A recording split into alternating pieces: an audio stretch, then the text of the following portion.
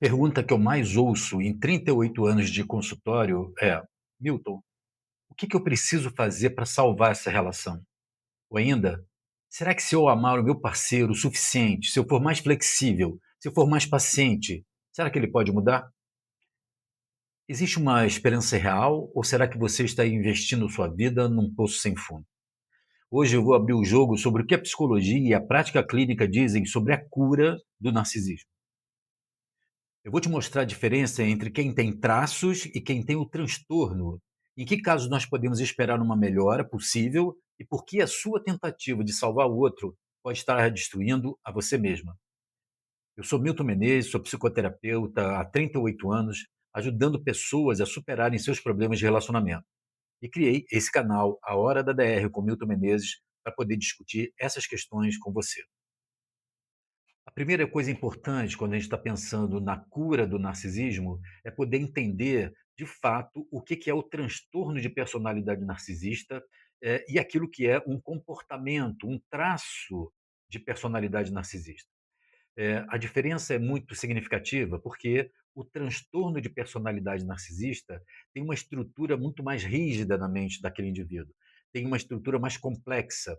É uma forma de ver, é uma forma como ele arrumou a forma de ver o mundo, a forma como ele se relaciona com o mundo, que tem uma estrutura tão rígida que muito dificilmente vai ter uma possibilidade de modificação. O transtorno em si é como se fosse um mindset, um tipo de mentalidade, uma forma que esse indivíduo organizou, uma forma que ele vê a ele mesmo, uma forma como ele vê o mundo e então como ele se relaciona com o mundo. Só que essa forma, ela é muito rígida e é centrada nele. Nessa visão do narcisista clássico, do transtorno de personalidade narcisista, essa visão tem a ver com toda a relação com o mundo centrada nele. Eu chamo isso no meu modelo de um traço de caráter, ou seja, aquilo que caracteriza a nossa forma de ser, os indivíduos. E esse é um dos traços importantes do construto do psiquismo humano. É o centro de importância da vida. É como se então nós tivéssemos um traço aonde, se por um lado, num extremo desse traço, eu tenho o centro de importância da vida em mim, então eu sou egocentrado, e por outro lado, no outro extremo desse traço, são pessoas que têm o centro de importância da vida no outro, se tornando então pessoas altruístas, ou seja, que colocam o outro como centro de importância na vida. O narcisista e quem tem um transtorno de personalidade narcisista tem exatamente um traço onde o centro de importância na vida está totalmente cristalizado no eu, estão totalmente egocentrados. E é por isso que então o transtorno de personalidade, ele é muito mais rígido e muito maior dificuldade de mudança, de transformação e de cura, no sentido entre aspas. Agora, a pergunta que eu quero colocar para você: você acha que um narcisista sabe que é narcisista? Veja, isso demonstra exatamente essa complexidade, essa estrutura rígida que faz com que o narcisista tenha uma visão tão distorcida, porque ele acha que o mundo é assim, ele acha que o mundo funciona assim, que é assim que as coisas são. Ele não tem necessariamente uma maldade intencional na maioria das vezes, mas uma visão distorcida da realidade, onde essa realidade gira em torno da necessidade dele. E aí, então, se transformando num transtorno de personalidade que nós chamamos de narcisista. Então, nesses casos, no caso do transtorno, há uma distorção cognitiva da realidade à sua volta, diferente dos comportamentos narcisistas, dos traços narcisistas. Ou seja, são algumas formas de reação que estão dentro do transtorno, mas não são complexos como o transtorno. Normalmente eles são menos complexos, eles são mais localizados em alguma área da vida, em algum tipo de valor que é onde aquela pessoa que tem um traço narcisista, ela se pega mais. Esses então podem, de alguma forma, em algum momento, podem ser mudados, mas com certeza, ao longo dessa minha experiência, é muito pouco provável que essa pessoa ela consiga uma mudança. Por quê? Porque ela não tem noção de que aquilo é um problema. Ela tem um mecanismo de justificação onde o problema está no outro, onde a necessidade dela parece tão razoável que o outro é que não está atendendo. Ou seja, essa falta de consciência dificulta muito um processo de superação, de transformação. E eu, na verdade, ao longo desses anos, tenho lidado com muito poucos narcisistas, mas muito com as vítimas do narcisista. Ou seja, eu não me preocupo com o narcisista, porque ele normalmente ele não quer ajuda, normalmente ele não vai procurar ajuda, ele não tem essa consciência de uma necessária transformação para que ele se sinta melhor.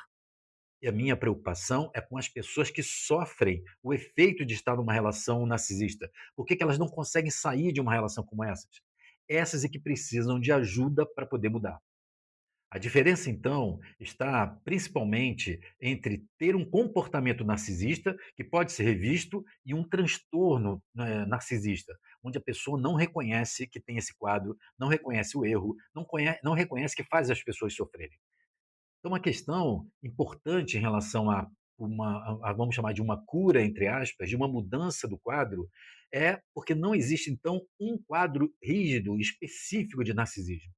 O que existe é, nós podemos dizer, um espectro em relação ao narcisismo. Ou seja, existem graduações, existem formas diferentes, existem intensidades diferentes do narcisismo. E é claro que, então, dependendo da profundidade, do grau, da intensidade, nós vamos poder ter mais ou menos possibilidades de uma mudança.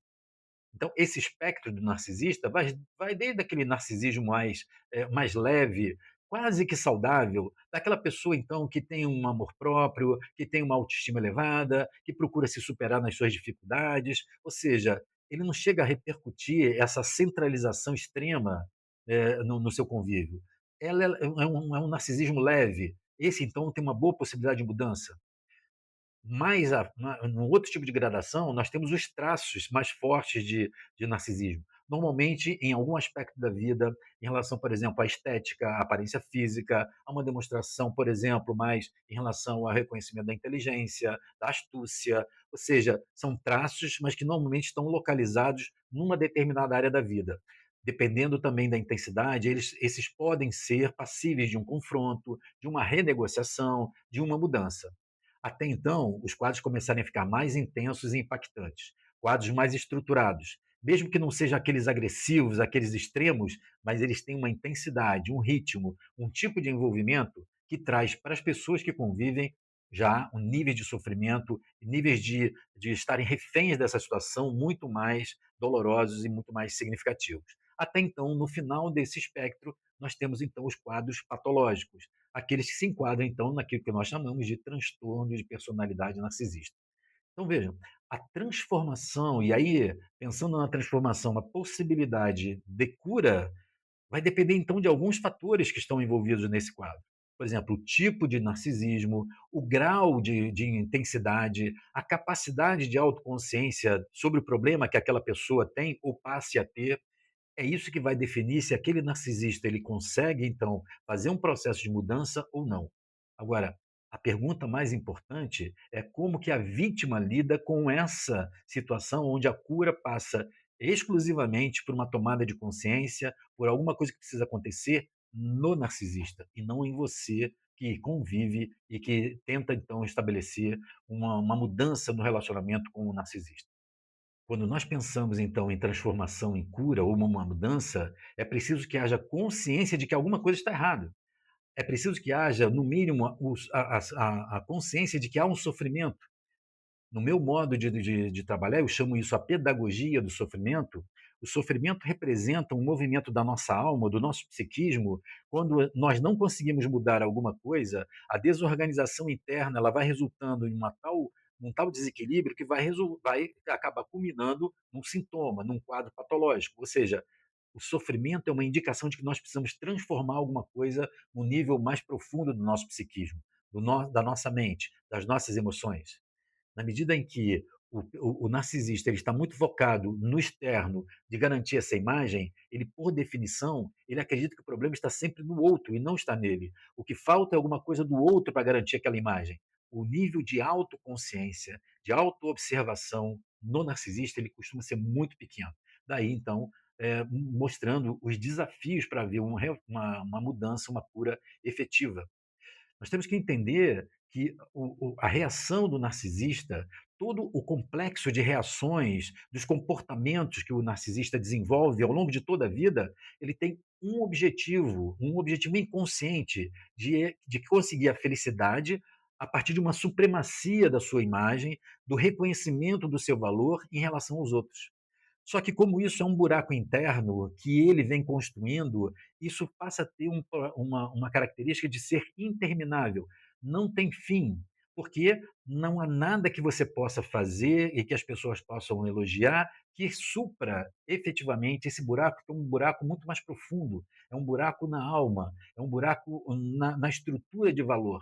E isso faz com que então as pessoas fiquem durante muito tempo tentando ajudar o narcisista, tentando suprir, mas sem conseguir fazer com que ele saia desse ciclo que vai arrastando todas as pessoas à sua volta. Em última análise, o narcisista está lutando desesperadamente, internamente, para poder não entrar em contato com uma grande dúvida que, no fundo, ele tem dentro de si mesmo. Porque vejam, se o narcisista ele tem esse movimento automático, quase que inconsciente, ele faz isso automaticamente, de que ele precisa comprovar o valor, é porque no fundo, no fundo, no fundo do seu psiquismo, há uma grande dúvida sobre esse valor. Ele precisa reafirmar esse valor vindo de fora, porque há uma dúvida interna sobre o seu real valor. Essa dúvida não é consciente, essa dúvida está na causa que está por trás das causas mais conhecidas do narcisista. E é por isso que ele então não consegue sair disso, porque por mais que ele faça, ele consiga, ele tente, nunca é capaz de preencher esse buraco da dúvida sobre o real valor que ele tenha na vida. Então, esse buraco dentro dele é que precisa ser preenchido de um valor que vem dos outros. É isso que nós chamamos tecnicamente de suprimento emocional do narcisista. O narcisista precisa então se suprir desses elogios, dessa validação, só que é um buraco que não acaba. O essencial, então, para ele é buscar isso como meta de felicidade. E ele não vê uma outra forma. Só que isso não é consciente. Ele não faz isso de uma forma voluntária, onde ele tem uma articulação mental para fazer isso. E por isso que torna, então, o processo de cura, de transformação, de mudança tão difícil. O narcisista ele não faz isso de uma forma consciente. Ele acha que o mundo é assim. Ele acha que essa é a forma de buscar ser feliz.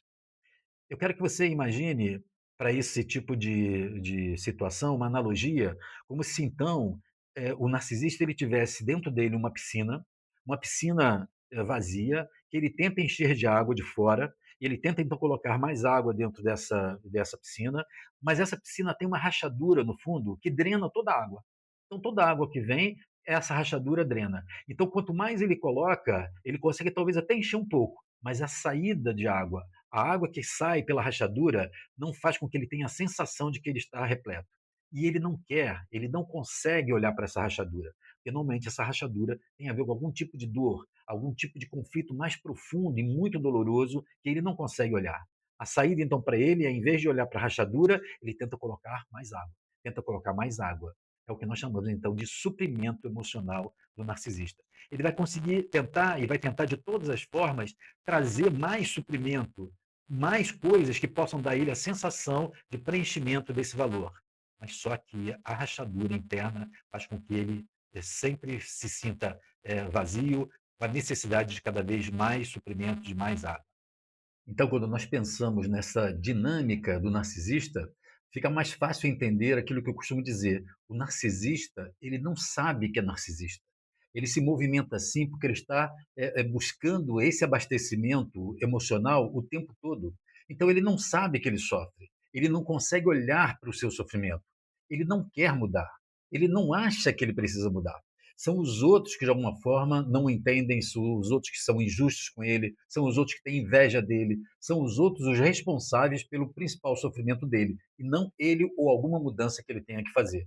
Então, ele procura esse abastecimento.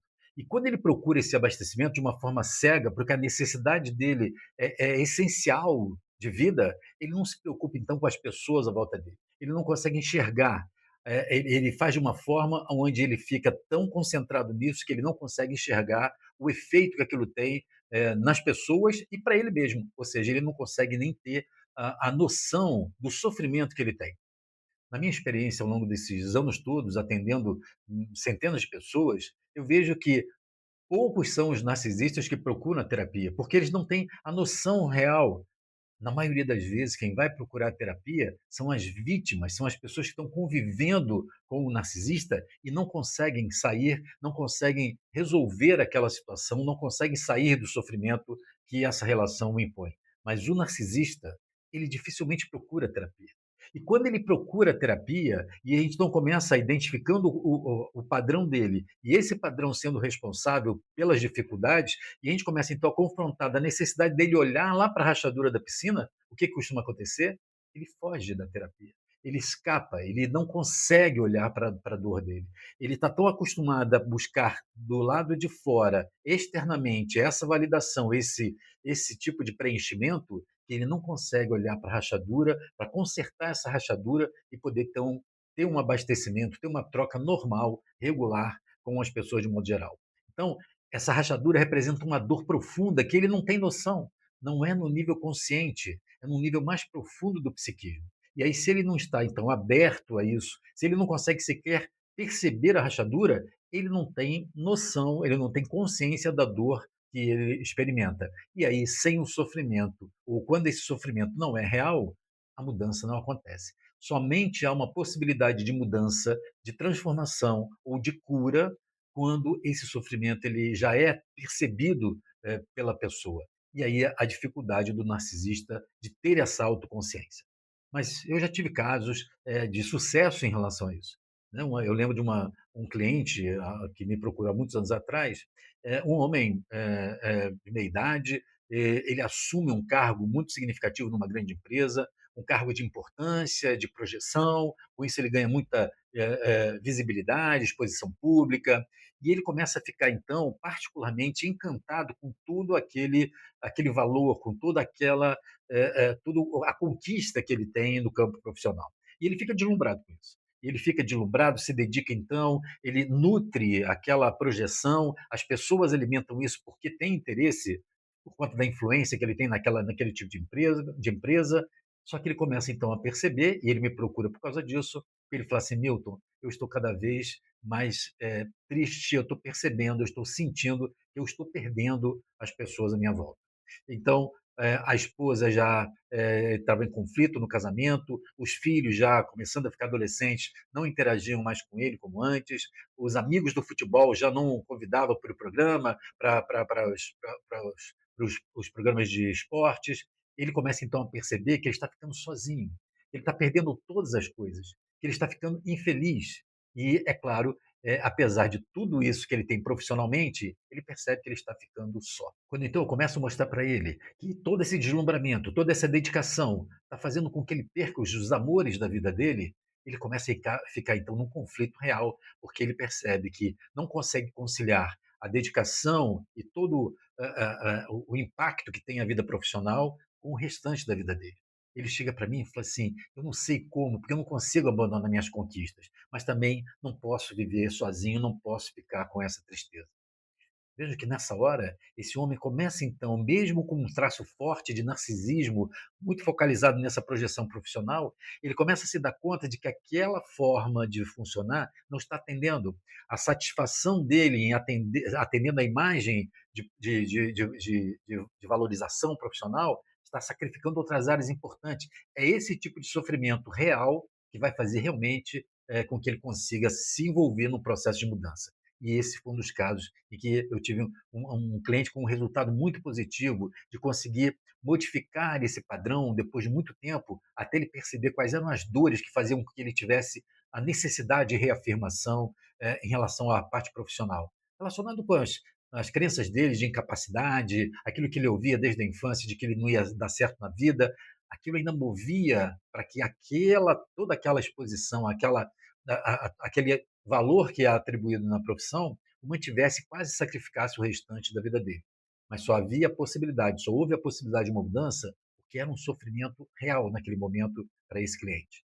Mas eu posso dar outros tantos exemplos, por exemplo, posso dar um exemplo de uma mulher, por exemplo, que há alguns anos atrás me procurou, uma típica narcisista vulnerável.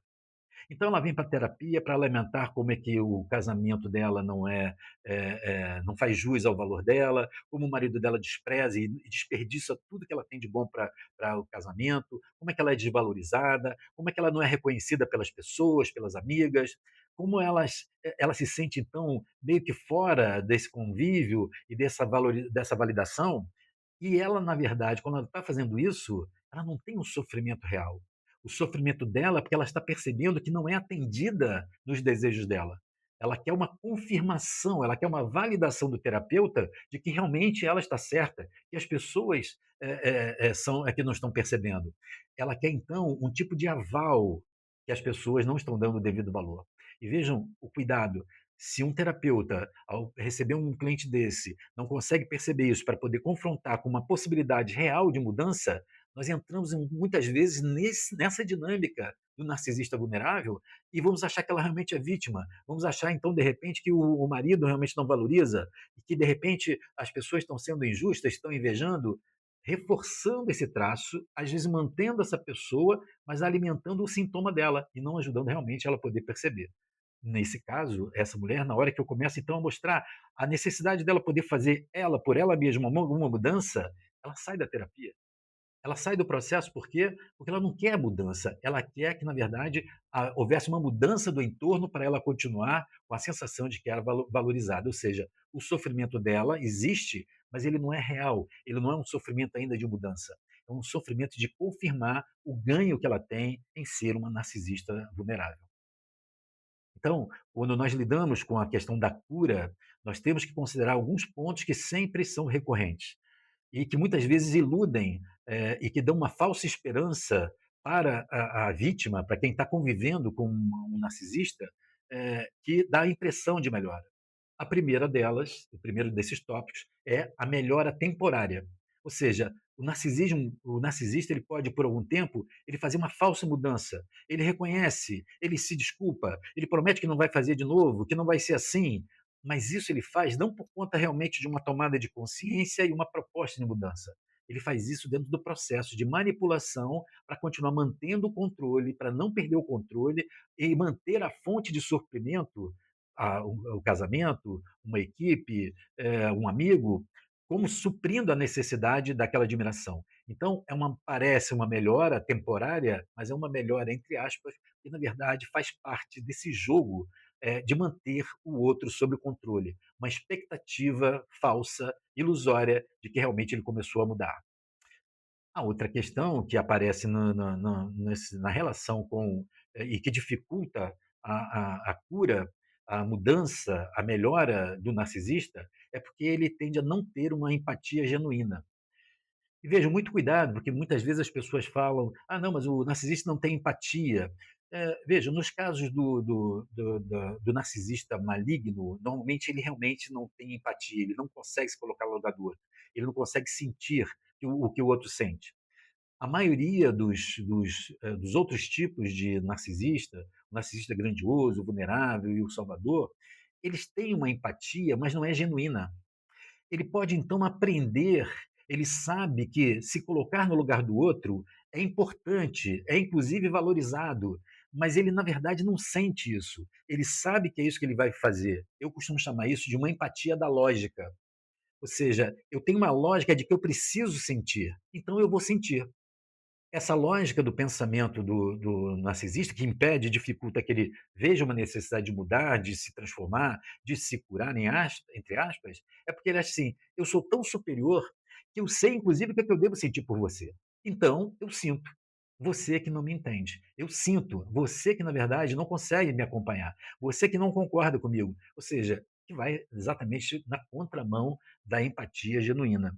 Então, ele demonstra uma empatia, mas que não é verdadeira. É uma lógica que ele sabe que aquilo mantém, inclusive, na condição de superioridade.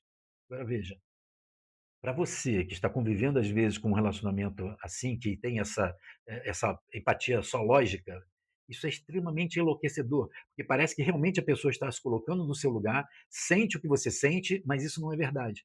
Então, você ouve alguma coisa que você não consegue sentir na realidade prática, no comportamento. Isso chega a ser muito perturbador, ao ponto de trazer uma confusão mental e emocional. Um outro aspecto que é fundamental dentro dessa realidade, quando pensamos na cura do narcisista, principalmente se você então vive ou já viveu uma relação com um narcisista, é essa questão do papel do amor no processo de cura do narcisista. É, o seu amor não cura o outro se o outro não quer ser curado. É muito comum as pessoas acharem, e às vezes até são incentivadas, a achar que a intensidade do amor, a dedicação à relação, o nível de renúncia à relação vai de fato promover a mudança do outro.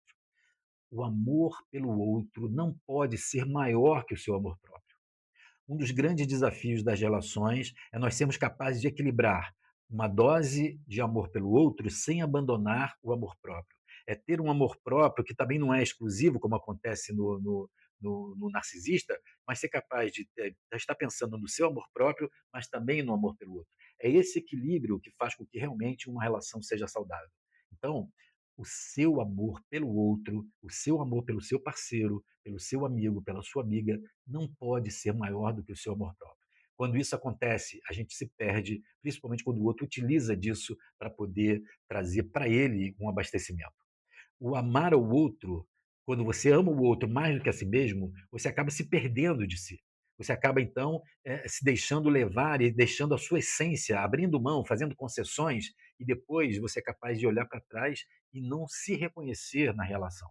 Porque esse não é um tipo de amor, não é um amor saudável, não é um amor construtivo. Mas, infelizmente, isso às vezes é muito estimulado, né? Até pelas redes sociais. O outro aspecto importante na perspectiva de uma cura do narcisista é se há ou não um espaço de transformação. Se há ou não uma condição de autoobservação, de movimento mínimo, de flexibilização, que você veja que o seu parceiro, que a sua parceira, que o seu amigo, aquele que tem um traço narcisista, ele é capaz de fazer uma mudança, ele é capaz de abrir para uma renegociação da relação, uma mudança de postura efetiva. E aí, aquela questão entre haver só traços ou então um transtorno de personalidade, ela é decisiva. Se você começa a ver que os traços são específicos de um transtorno, você vai ter muitas dificuldades de ter uma expectativa, uma perspectiva de mudança do seu parceiro, da sua parceira. Quando houver traços, dependendo da forma e da abertura que esse indivíduo apresente, há uma possibilidade, às vezes, na maioria das vezes, muito remota, muito pouco provável. Nos casos menos graves, então, a frustração do narcisista de não conseguir manter uma relação construtiva pode levar a uma tomada de consciência e uma busca de mudança. Mas, na minha experiência, isso costuma ser muito pouco provável e você não pode contar necessariamente com isso, sem evidências, sem indicações claras de que há uma mudança possível, em progresso, para você poder se posicionar em relação a essa relação. O grande problema dessa relação de quem é uma vítima, que espera, que lida, que tem uma expectativa da cura do seu companheiro ou da sua companheira, do seu parceiro ou da sua parceira narcisista, é ser uma armadilha. Qual é a armadilha? A armadilha é você acreditar que você, por exemplo, é a eleita que vai conseguir transformar esse parceiro ou essa parceira. Que você, então, tem as condições. Isso é muito comum, às vezes, nós vemos postagens na internet. Você não é escolhida à toa pelo narcisista, é porque você é forte, é porque você tem a condição. Mas veja, isso pode ser uma armadilha, como se você, então, também estivesse com atributos e a condição de poder salvar o outro, de transformar o outro. E isso pode ser um gancho que mantém você presa numa armadilha do narcisista. Eu me lembro, por exemplo, de um caso de uma cliente, uma espírita, que ela estava numa relação narcisista com um narcisista maligno, uma situação extremamente dolorosa, desequilibrada, e ela julgava que esse era o karma dela, que tinha um resgate do passado, dela conseguir conviver com ele, porque ela tinha uma questão de uma dívida do passado e que fazia então que esses erros do passado dela a obrigassem então a conviver com esse tipo de quadro. Vejam, uma pessoa que então fica numa ilusão de que ela então tem a condição e tem quase que uma responsabilidade de manter aquilo para poder transformá-lo por conta de uma culpa do passado.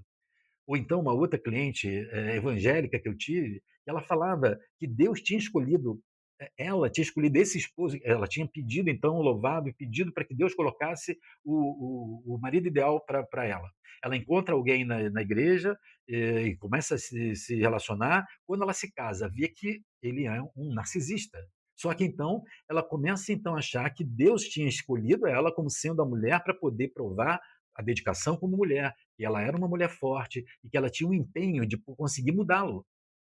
Veja, uma armadilha, porque independente da questão das convicções religiosas de cada um, fazem com que, na verdade, a relação e a saúde psíquica e emocional, ela vá, sendo drenada, porque não se consegue manter uma postura de salvadora sem sofrer os efeitos de carregar o peso e da culpa, da frustração de ver que o outro não muda a partir do seu esforço. Ninguém muda ninguém. Então nós começamos a chegar à conclusão de que o narcisista, ele só tem cura, só tem uma possibilidade de mudança quando alguma coisa nele precisa acontecer. E muitas vezes você pode estar envolvida na expectativa de acontecer ou de fazer alguma coisa para que essa cura, para que essa mudança aconteça. Então, se você agora percebeu que talvez esteja à espera de uma mudança que nunca vem, a pergunta então agora mais importante não é mais sobre ele, o narcisista, é sobre você. Como é que você faz para sair dessa teia? Quais são os passos práticos para você poder recuperar a sua liberdade, a sua alegria, a sua identidade? Eu quero te mostrar então os 5 passos para uma vida além do narcisista e acabar de vez com esse ciclo de sofrimento. É só você clicar no vídeo que está aparecendo aqui para você eu te mostrar esse caminho. Eu te espero lá.